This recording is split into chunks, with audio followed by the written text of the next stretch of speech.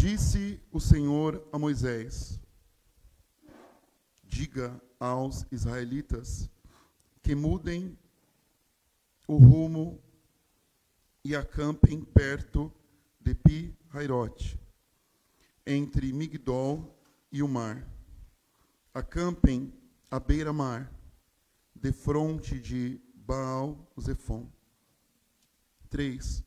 O faraó pensará que os israelitas estão vagando confusos, cercados pelo deserto.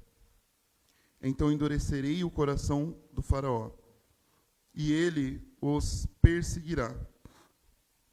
Todavia, eu serei glorificado por meio do faraó e de todo o seu exército. E os egípcios saberão que eu sou o Senhor. E assim fizeram os israelitas. 5. Contaram ao rei do Egito que o povo havia fugido. Então o faraó e os seus conselheiros mudaram de ideia e disseram: o que foi que fizemos? Deixamos os israelitas saírem e perdemos os nossos escravos. Então o faraó mandou aprontar a sua carruagem e levou consigo o seu exército. Levou todos os carros de guerra do Egito, inclusive 600 dos melhores desses carros, cada um com um oficial no comando.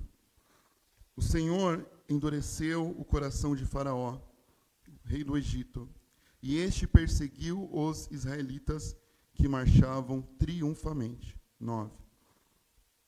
Os egípcios, com todos os cavalos e carros de guerra do faraó, os cavaleiros, a infantaria, saíram em perseguição aos israelitas e alcançaram, quando eles estavam acampados à beira-mar, perto de Pi-Hairote, defronte de Baal-Zefon. Versículo 10. Ao aproximar-se o faraó, os israelitas olharam e avistaram os egípcios que marcharam na direção deles. E aterrorizados, clamaram ao Senhor. Disseram a Moisés: Foi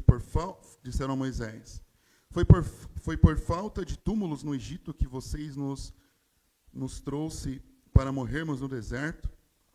O que fez conosco, tirando-nos de lá? Já lhe tínhamos dito no Egito: deixe-nos em paz, seremos escravos dos egípcios, antes de ser escravos dos egípcios do que morrer no deserto. Moisés respondeu ao povo: não tenha medo. Versículo 13. Moisés respondeu ao povo: não tenham medo, fiquem firmes e vejam o livramento que o Senhor lhes trará hoje.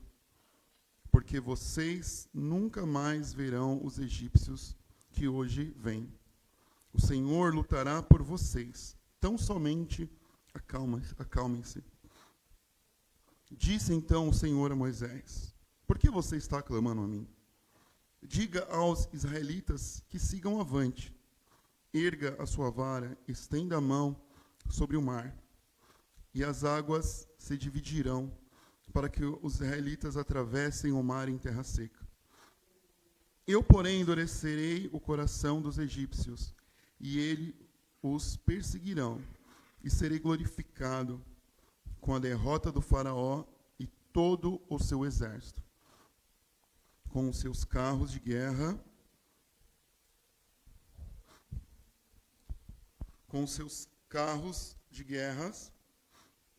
Espera aí que eu perdi o versículo aqui. Eu, porém, endureci o coração dos egípcios, e eles os perseguirão. E serei glorificado com a derrota do faraó, de modo que seu exército, com seus carros de guerra e seus cavaleiros. Os egípcios saberão que eu sou o Senhor, quando eu for glorificado com a derrota do faraó, e com os carros de guerra e seus cavaleiros. Ao seguir o anjo de Deus, que ia à frente dos exércitos de Israel, retirou-se, perdão, não é ao seguir. A seguir, o anjo de Deus, que ia à frente dos exércitos de Israel, retirou-se, colocando-se atrás deles. A coluna de nuvem também saiu de frente deles e pôs atrás. Entre os egípcios e os israelitas, a nuvem trouxe trevas para um e a luz para outro, de modo que os egípcios não puderam aproximar-se dos israelitas durante a noite. Então Moisés estendeu a mão sobre o mar, e o Senhor afastou o mar e tornou em terra seca, com forte vento oriental que soprou toda aquela noite. As águas se dividiram, e os israelitas atravessaram pelo meio do mar, em terra seca, tendo uma parede de água à direita e outra à esquerda. Vamos orar, convido você a fazer uma oração, pedir para o Espírito Santo falar com você.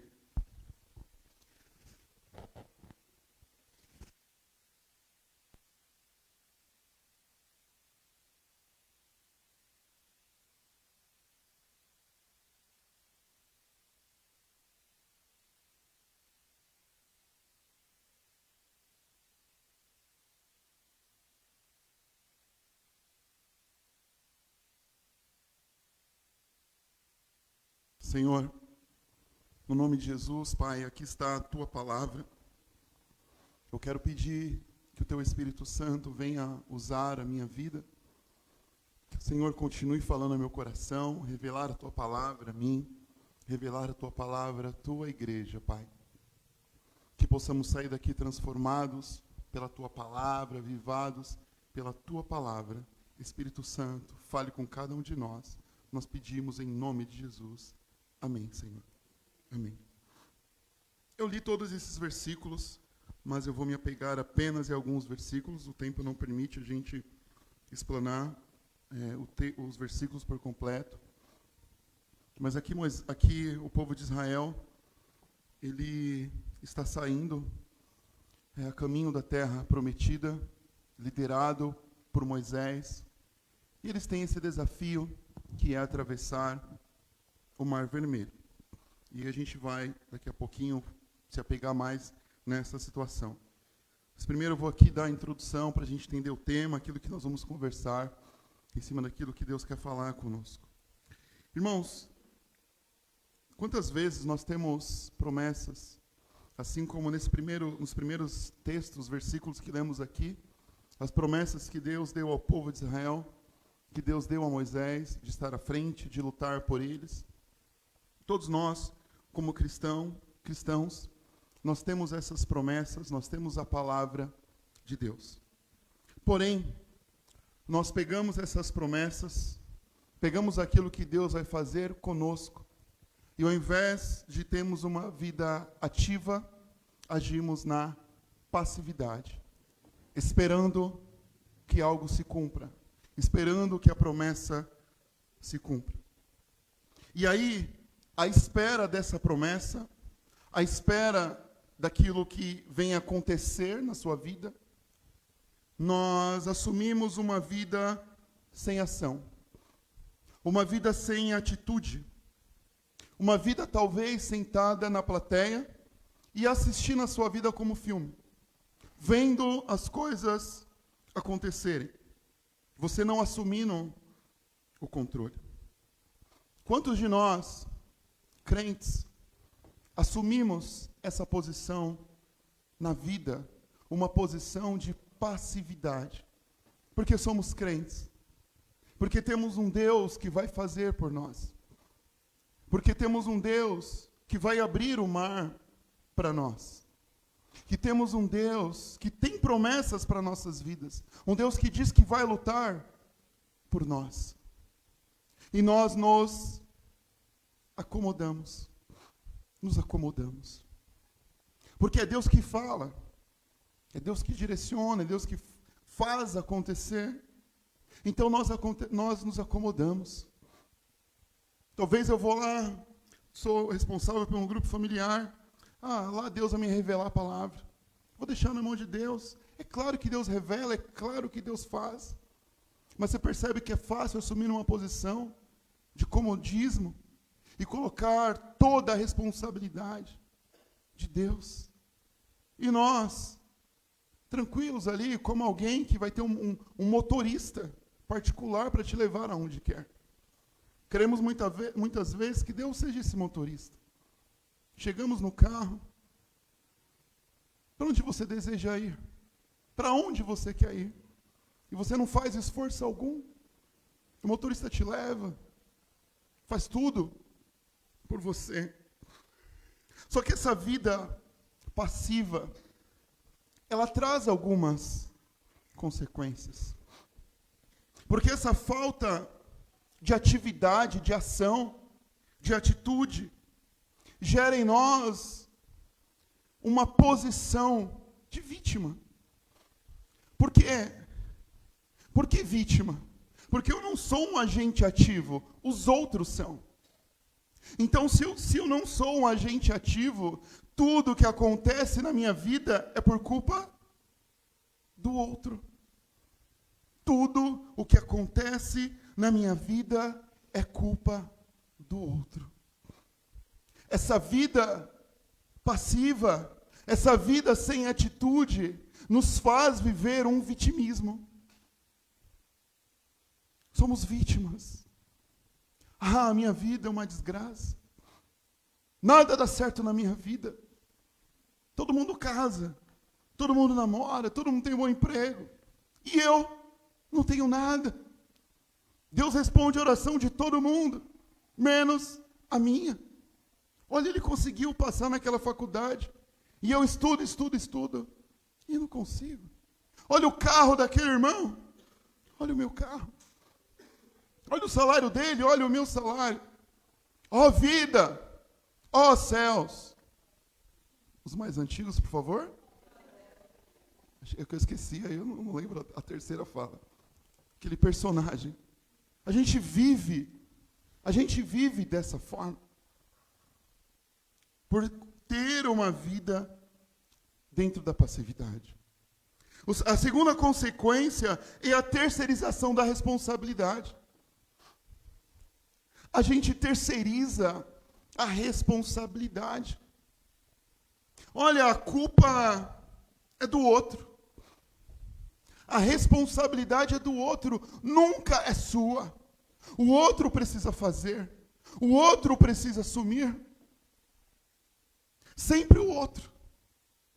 Por que você não fez? Porque é você que deve fazer, não sou eu. Poxa, mas por que você não fez isso? Porque eu pensava que você iria fazer. Nessa vida passiva, algumas pessoas sofrem sobrecarga. Porque aquilo que é para se fazer, não faz. Mas na sua casa alguém tem que fazer. E alguém assume essa responsabilidade. Alguém assume essa responsabilidade. Então nós terceirizamos tudo. Nós terceirizamos a responsabilidade. Nós também, além do vitimismo, além da terceirização da responsabilidade, vem o desânimo. A gente não tem ânimo. Quanto menos coisa você faz, menos vontade você vai ter de fazer alguma coisa. Quanto mais eu entregue ao desânimo, menos ânimo você vai ter. O desânimo é uma ausência de ânimo, é um ânimo tirado. Como eu crio ânimo? Tirando uma palavra, o sufixo des, tirando desânimo. Eu preciso ser ativo. Só que quanto mais eu me entregar, mais desanimado. Não tem aquele domingo pesado, de pijama o dia todo, não tem? O que dizem? Olha, se você quer pelo menos mudar, tira o pijama. Abra a janela, veja o sol, faça alguma coisa. Só que a gente fica esperando a promessa de Deus. Nessa vida passiva, nós ficamos esperando a promessa de Deus. E aí criamos uma vida inativa. Uma vida inativa. Nada acontece. E aí eu gostaria de perguntar para você. Você não precisa me responder, é claro. Quem é você diante das suas responsabilidades? Quem é você diante das suas responsabilidades? Segunda pergunta. Como você tem agido diante das suas necessidades? Aquilo que você necessita fazer. Como você tem agido? Como você tem agido? Aquela pessoa que talvez fala, como eu queria comer alguma coisa. Ah, mas só de pensar, de sair da minha casa, eu prefiro passar fome. Como você tem agido diante das suas necessidades? Necessitamos coisas, mas o desânimo, a inatividade, a passividade, nos faz viver toda hora precisando de algo, porque não assumimos o controle. Terceiro, qual tem sido a sua ação diante das promessas de Deus? Como tem sido a sua ação diante das promessas de Deus? Você tem promessas. Você conhece a palavra de Deus. Você sabe aquilo que Deus ele quer fazer. Qual tem sido a sua ação, a sua atitude diante do seu entendimento de chamado e de propósito e de promessa? É você que vai responder. É claro que toda vez, irmãos, que nós pregamos aqui, algo surge se não todas as vezes, mas a maioria das vezes, de algumas experiências. Alguns anos atrás, não muito longe, eu vivi um tempo da minha vida me vitimizando. Fiquei, irmão. Fiquei, vou assumir aqui, tá bom? Vida de pastor é complicado. Ninguém cuida de você. Ninguém conversa com você. Eu fiquei acreditando nessas viagens aí. A vida de pastor é isso. Olha, não tem ninguém para conversar comigo. Tadinho do Cláudio. E era tadinho de mim, porque uma vez falando com alguém, eu chorei, irmão. É difícil chorar, né? Mas eu chorei. Aí o Espírito Santo, ao invés de enxugar as minhas lágrimas, ele fez ao contrário. Ele me sacudiu. O Espírito Santo, ele me sacudiu. E falou assim ao meu coração, Cláudio, você quer que alguém cuide de você? Você quer ter amigos? Você que vai fazer isso. Você vai atrás. Você vai atrás de alguém para você conversar. Você vai atrás de amigo. Você vai atrás de pessoas. É uma necessidade sua. Então quem tem que fazer é você. Oh Deus, obrigado, né? A gente quer aquelas palavras, né, de afé, a gente quer ser consolado o tempo todo. Mas eu estava dentro do vitimismo. Eu estava me sentindo vítima.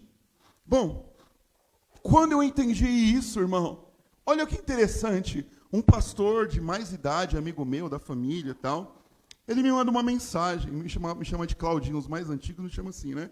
Claudinho, a paz de Deus, como é que você está? Aí eu falei, esse daí eu acho, vai ser o cara que vai me mentorear. Olha Deus me mandando um sinal. Do nada o cara pergunta como eu estou, vai ser esse cara que vai ser o meu mentor. Mas aí olha o outro problema, irmão. Eu entendi o que eu tinha que fazer. Sabe qual é o segundo problema agora que veio? A procrastinação. Eu fui deixando o tempo passar. Já sabia do que eu tinha que fazer. Tinha que procurar alguém. Agora pergunta para mim o que aconteceu, irmão. Ele, o cara que eu entendi que seria um mentor, ele morreu. Morreu. Olha só. Eu demorei. Ele morreu. E aí? Aí eu falei, meu Deus. Tá vendo? A gente precisa aprender muitas coisas na vida. Demorei tanto. A oportunidade foi. Tudo bem, já arrumei outra pessoa hoje. Mas esse testemunho eu quero passar para você entender e analisar aí segundo a sua vida, mas esse estudo, essa pregação, se nasce a partir daí. Então, nós crentes ficamos vitimizados.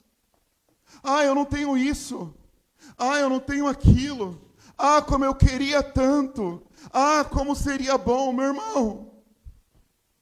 Até quando vai ficar nessa? Até quando vai ficar se vitimizando? Até quando? Nós precisamos tomar atitudes. Olha que interessante esse texto aqui, lá em Lucas 16, 8 e 9, versículo 8, a parte B. Os filhos deste mundo são mais astutos no trato entre si do que os filhos da luz. Por isso eu lhes digo, usem a riqueza deste mundo ímpio para ganhar amigos, de forma que quando ele acabar, estes os recebam nas moradas eternas. Os ímpios são mais astutos do que nós. Por quê, talvez? Porque a gente fica ali, se segurando nas promessas de Deus, irmão. Eu entendo no que eu estou falando, pelo amor de Deus, por favor. E a gente não age. Agora, o cara que não é crente, ele tá na luta. Por quê? Porque ele sabe que, ele tem que fazer para as coisas acontecerem. Ele tem que trabalhar, ele tem que agir. Ele fala assim, trabalha não para ver. Agora o crente, ele fala, Deus vai prover. O cara não vai trabalhar. Irmão, ora por mim para arrumar um emprego. Só que ele não manda um currículo. Ora por mim para arrumar um emprego bom, mas ele não estuda, ele não faz a faculdade. Irmão, ora para eu ganhar mais, mas ele não tem qualificação, ele não está se qualificando. Agora, o outro que não é cristão, o que ele está fazendo? Ele está estudando. Ele está se qualificando. Ele está se preparando para avançar. Como é que você tem levado a sua vida? Bom, continuando aqui agora, voltando para o texto. Versículo 13. Eu gostaria agora, nessa segunda parte aqui, como sair de uma vida rodeada de passividade? Como sair? Vamos olhar para o texto agora, para alguns versículos desses textos que eu li. Versículo 13.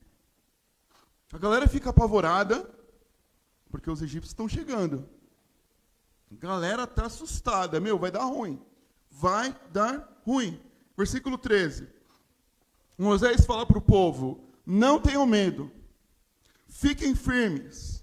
Vejam o livramento que o Senhor trará hoje. Porque nunca mais vocês serão os egípcios, porque nunca mais vocês verão os egípcios que vêm. Moisés, como líder, ele tem uma palavra de fé. Galera, vamos voltar à palavra de Deus, aquilo que ele falou.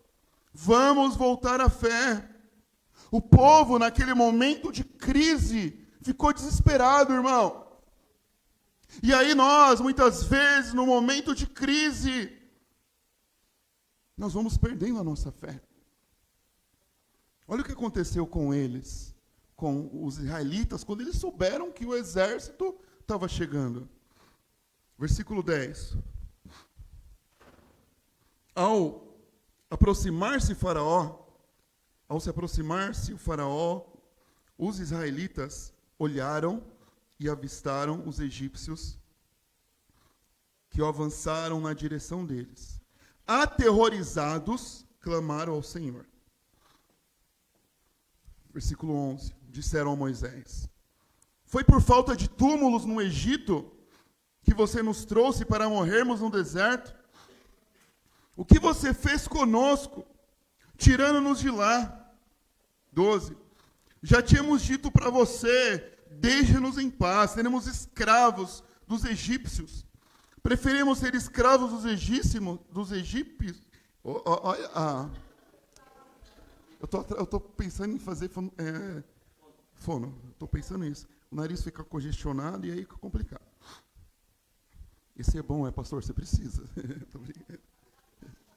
Espera aí, só um minutinho. deixe-nos em paz. Seremos escravos dos egípcios. Preferimos ser escravos dos egípcios a morrer no deserto. Então, olha só, nesse momento de crise, eles estavam otimistas, eles estavam triunfando, uma marcha ali de vitoriosa. Agora o negócio vai. Deus vai lutar por nós, vamos que vamos. De repente, acabou tudo. Primeiro ponto, eles ficaram aterrorizados. Nesse momento de crise, ficamos aterrorizados. Irmãos, esse terror que a todo momento está dentro de nós, nos faz viver muito mal. A gente não consegue dormir. A gente não consegue descansar. A gente fica nervoso. A gente discute, a gente briga. Porque o nosso sistema nervoso lá está 1000 por hora. Estamos aterrorizados. Além disso, a gente fica até meio que irônico. Olha que interessante. Foi por falta de túmulos no Egito que você nos trouxe para morrer no deserto? A gente fica até irônico com a vida. Eu vim aqui mesmo é para sofrer mesmo. Acho que Deus me trouxe aqui para eu viver a desgraça nesse lugar. Olha só, irmão. Terceiro, o que você fez conosco, tirando-nos de lá? A gente começa a culpar os outros. Eles começam a culpar Moisés. Moisés, a culpa é sua. A culpa é sua. E aí a gente, no nosso sofrimento, na nossa crise, a gente vai culpar a esposa. Tá vendo? Foi você, mulher. É culpa de você. A culpa é sua. A culpa é do seu líder. A culpa é do seu pastor. A culpa é do Bolsonaro. A culpa é do Lula. A gente sai culpando todo mundo. Só que a gente não olha para quem? Para quem? Para nós. É fácil responsabilizar o outro. É fácil culpabilizar o outro. É fácil. Versículo 4. E aí, nessa falta de fé, vem um remorso e até uma glória vã. Olha só. Já tínhamos dito a você, Moisés, deixa-nos em paz, Moisés. Moisés, por que você nos iludiu, Moisés? Eu já tinha dito a você. Poxa, Moisés, a gente começa a falar para alguém. Eu não te disse? Eu não falei para você? Olha, não basta a situação estar ruim, tem alguém para chegar no seu ouvido e falar. Eu não disse? Eu não falei para você? Não é verdade? E talvez a gente é essa pessoa. A gente começa a culpar. Você aceita caminhar com outro? Eu vou assumir outra culpa aqui. Quando a Patrícia fala, amor, é por esse caminho. Aí eu vou. Aí dá errado. O que eu faço? Patrícia, me perdoa, viu? Estou confessando diante da igreja. Ô, Patrícia, aonde você nos colocou, hein? E eu responsabilizo ela. Mas quem estava dirigindo? Era eu. É fácil culpar o outro, né? É fácil. E a gente começa a culpar o outro.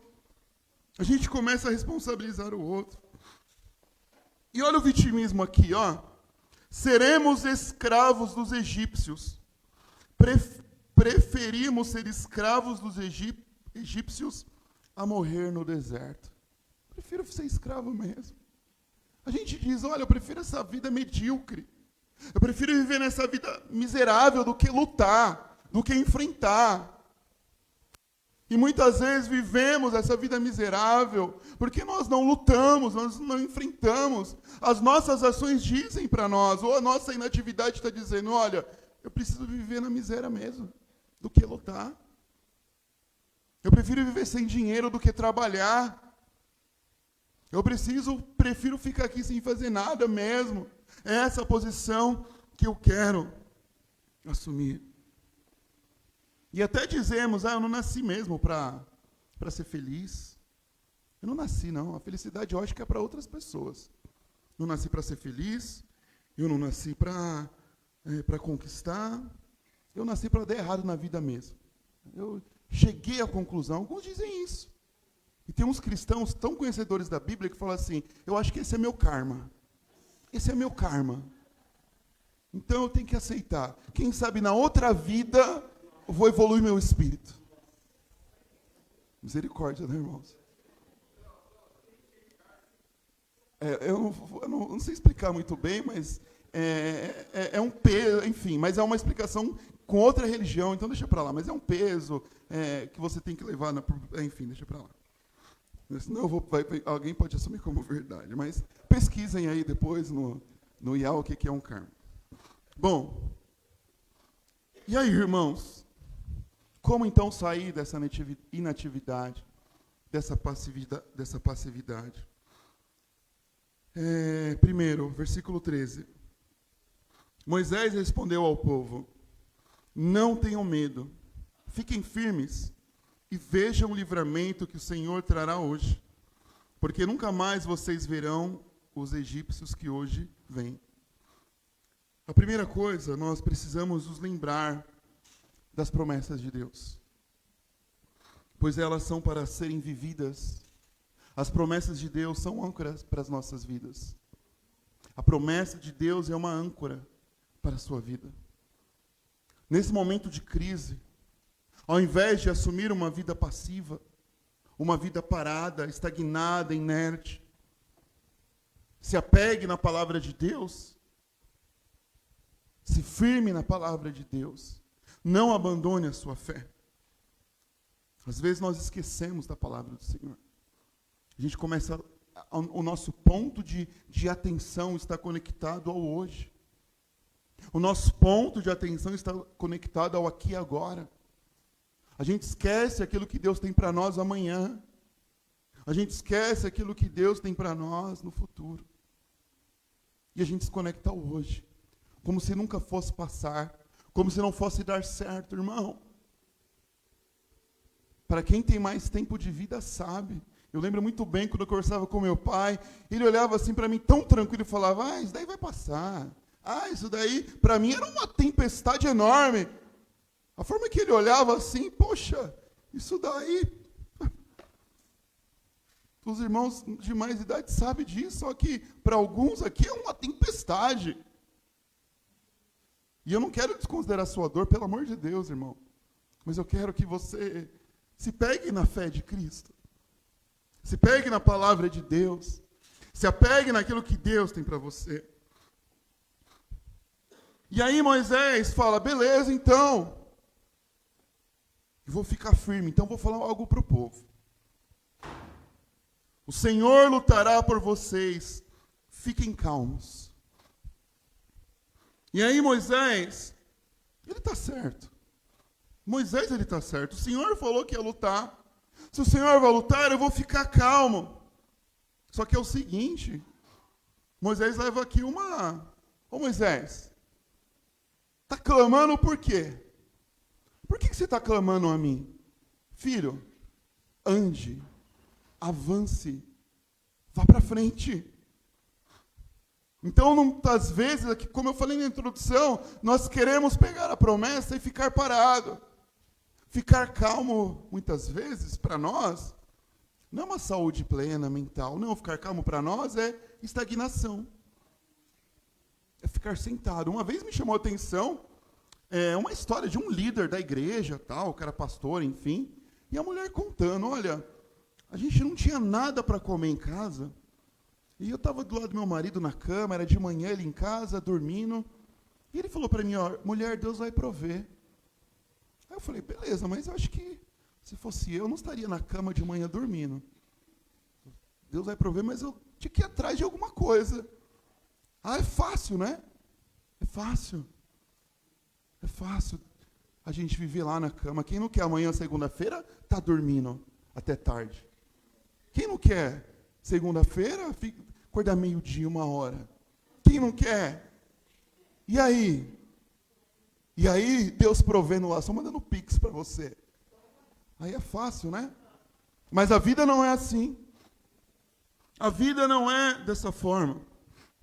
Então nós precisamos ter fé, mas nós precisamos avançar. Nós precisamos ter calma, mas nós precisamos avançar. Alguém falou assim, pastor, como é que é possível? Como é que vocês conseguem estar à frente das coisas, pleno, tranquilo, em paz? Eu falo, irmã, ou irmão, não vou revelar, né? Pode ser um irmão que perguntou, não sei, não vou falar. Você não sabe de nada. Deixa eu te contar algumas histórias minhas. Aí eu falei algumas coisas. Parece. A gente tem problema. A gente tem luta. Só que a gente precisa avançar, não dá para parar. Uma fase da vida, eu ali atribulado, passando por várias questões, e eu falando com o Espírito Santo, com Deus, Deus falou para mim, Cláudio, você não pode parar. Então, Cláudio, né? Você não pode parar. Você precisa administrar a sua vida para viver de uma forma mais saudável. Mas você precisa continuar. Então eu tive que mexer na minha vida.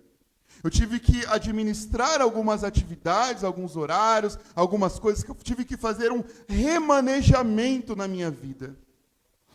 Para que eu não adoecesse. Para que eu não ficasse ruim. Só que eu não podia parar. Eu entendi, Deus não queria que eu parasse. Estou falando de mim, irmão. Estou falando de mim. Só que muitas vezes, o que a gente faz? A gente não quer ter trabalho de consertar coisas. A gente não quer procurar. Eu procurei terapia. Procurei atendimento. A gente não quer procurar nada. A gente quer fazer o quê? Parar. Porque é mais fácil. É mais fácil. Aparentemente. Então nós precisamos ter fé e nós precisamos avançar. Versículo 15. O Senhor então disse a Moisés, por que você está clamando a mim, Moisés? Diga aos israelitas que sigam avante. Moisés, você precisa avançar. É o que Deus está falando para você hoje. Você precisa avançar. Nós precisamos avançar. Todos nós precisamos avançar. Só que para isso a gente precisa dar os passos, seguir adiante, deixar o vitimismo, a terceirização da responsabilidade, deixar a culpa, o pensamento de desistir e avançar. E aí eu pergunto para você, o que nós estamos esperando para avançar? O que nós estamos esperando para avançar? Talvez essa nossa fé, ela está escondendo o medo que nós temos. Talvez não é nem fé, você está descansando, não é nem por conta da fé que você tem em Deus. Talvez é pelo medo que você tem de ir adiante. E você usa a fé para mascarar o seu medo, a sua insegurança. E você não avança. Há quanto tempo nós estamos esperando? Faz quanto tempo que você sabe que precisa fazer? Há quanto tempo você sabe que precisa ir? Deus não falou para Moisés, Moisés, vou te dar aí 3 minutos, o povo estava vindo. Tinha que avançar agora. Há quanto tempo nós estamos esperando? Há quanto tempo estamos calculando? Lembra meu exemplo? Eu pensei tanto que a pessoa faleceu. E aí? Há quanto tempo nós estamos para avançar? Esperando para avançar? E aí eu pergunto para você, onde você precisa avançar? Onde você precisa avançar? Qual área você precisa avançar? Versículo 16. Erga, Deus dizendo para Moisés, erga sua vara, estenda a mão sobre o mar e faça as águas se dividirem para que os israelitas atravessem o mar em terra seca. Irmão, conte a sua fé com aquilo que você tem em mãos. Moisés, pegue a vara, pegue aquilo que você tem em mãos e avance. Sabe qual que é o nosso problema? Que olha para nossas mãos e fala, Senhor, eu não sou capaz. Senhor, não é possível. Quem diz que uma vara consegue abrir um mar? Não consegue. Não foi a vara, foi Deus, foi o poder de Deus, foi a ação milagrosa de Deus. Aquilo que você tem nas mãos, Deus quer operar, irmão. Deus, Ele quer fazer milagres com aquilo que você tem em suas mãos. A gente está olhando para a nossa capacidade, não é a nossa capacidade, é o que Deus pode fazer em nós, através de nós. Porque se for por nós mesmos, não vai dar. Não vai dar. Olhamos para nós, olhamos para a diversidade e falamos, Senhor, não vai dar. Eu olho para mim, olho para a diversidade, não, Senhor, não consigo. É demais para mim. Não dá. E a força de Deus? Junte a sua fé com aquilo que você tem em mãos. Deus chama Moisés para participar daquilo que ele ia fazer. Deus está chamando você, irmão, para participar daquilo que Ele quer fazer. Ele não quer você ver você deitado. Ele não quer você ver você parado. Ele quer ver você trabalhando, atuando. É você que Deus Ele chama. Tenha uma vida ativa. Deus chama Moisés, Moisés haja. Vá adiante, siga. Use o que você tem hoje, irmão.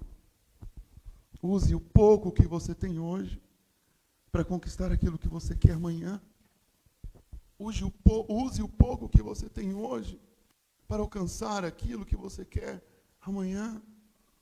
Para de ficar trancado no seu medo. Para de ficar trancado nas suas impossibilidades. Para de ficar trancado nos gigantes que você criou na sua mente. Versículo 17. Porém, endurecerei o coração dos egípcios, e eles o perseguirão. Serei glorificado por meio do faraó e todo o seu exército, com os seus carros de guerra e os seus cavaleiros. Os egípcios saberão que eu sou o Senhor. Se o louvor puder já subir no gade, puder subir. Os egípcios saberão que eu sou o Senhor, quando for glorificado por meio de Faraó, com os carros de guerra e os seus cavaleiros. Deus chama a cada um de nós para o nome dele ser glorificado. Você saindo dessa situação de passividade, o nome de Deus será glorificado. Versículo 21. Então Moisés estendeu a mão sobre o mar, e o Senhor fez o mar retroceder. Moisés estende a mão, mas quem faz é Deus, irmão. Você se levanta, quem vai fazer é Deus. Não fique parado esperando, não. Deus está esperando você se levantar para Ele agir. Deus está esperando você usar os seus recursos para Ele abençoar e para Ele agir. Então Moisés estendeu a mão sobre o mar, e o Senhor fez o mar retroceder, e tornou a terra seca, com um forte vento que o leste soprou toda aquela noite, as águas se dividiram. Convido você a ficar em pé.